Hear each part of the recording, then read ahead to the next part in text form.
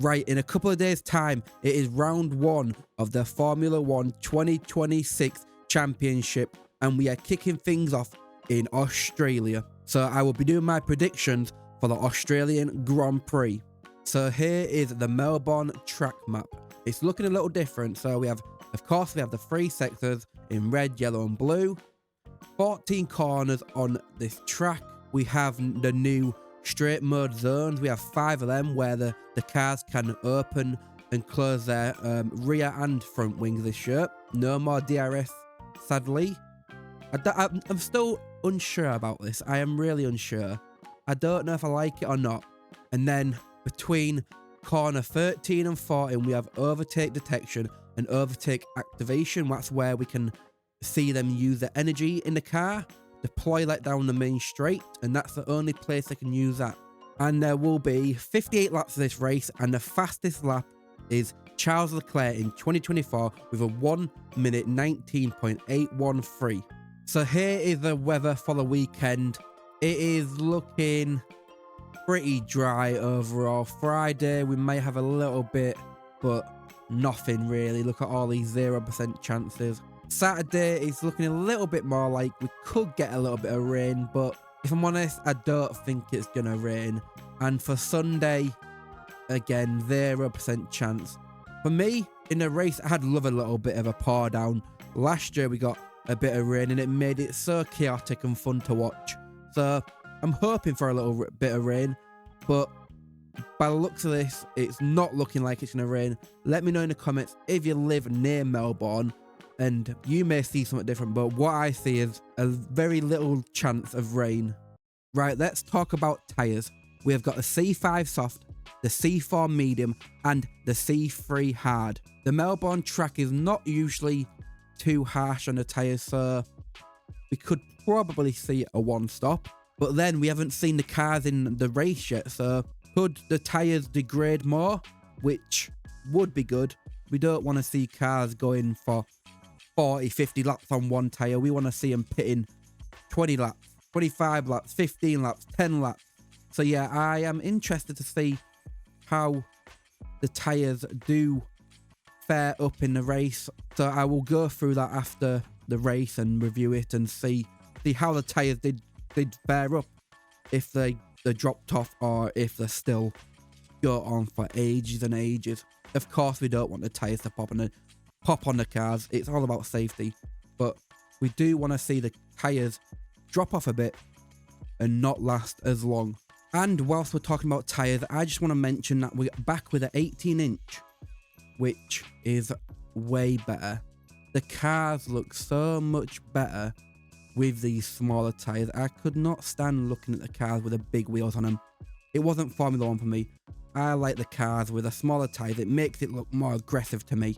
I think the cars look way better with the smaller wheels. So I'm glad they've gone back to a bit smaller tyres. Right, so how I'm going to do this, we have P1, P2, P3. That's who I'm going to predict is going to be them. And we also have success and failure. For success, it's going to be the team or driver I think is going to have a great weekend. And for failure, it's going to be the team or driver I think is going to have a really bad weekend. So let's start with, we'll start with failure. And I think a lot of you may know who I'm going to choose here. And of course, it's going to be Aston Martin.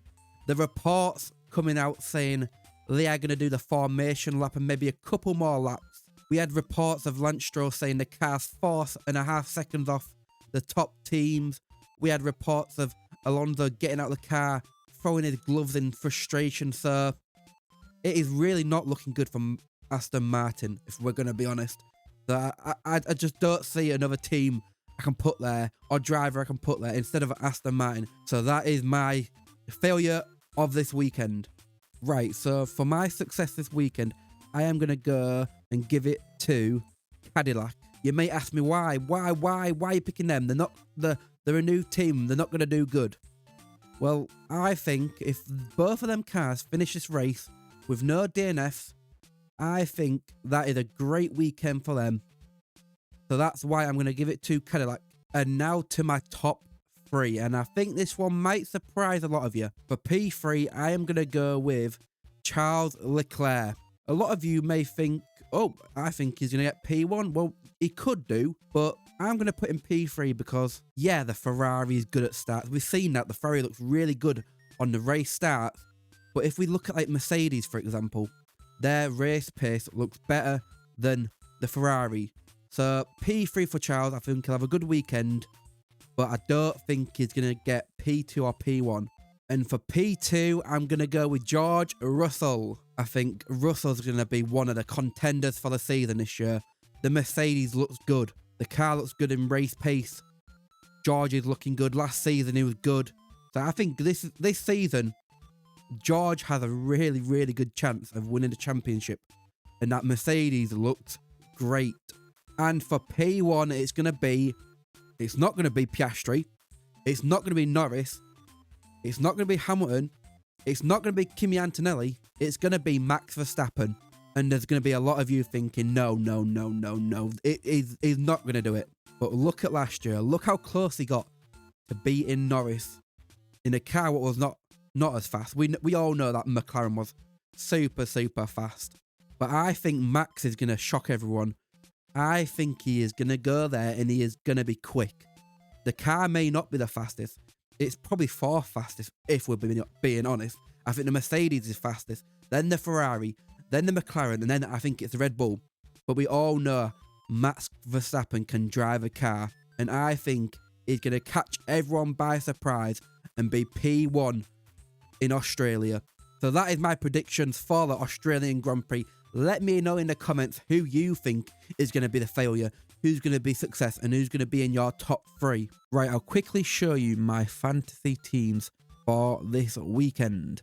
We have got on the first team, we've got Max with a Ferrari and Haas alongside Kimi Antonelli, and then we've got Colapinto, Limlad and Bottas. I think that's a solid team, but after practice 1, 2 and 3, I'll probably change stuff around after seeing how people are in Australia. For team 2, we've gone for the Mercedes. So we've got George Russell, the Mercedes car, and the Alpine, because the Alpine has been doing a pretty good job, actually. It's up there for the midfield cars.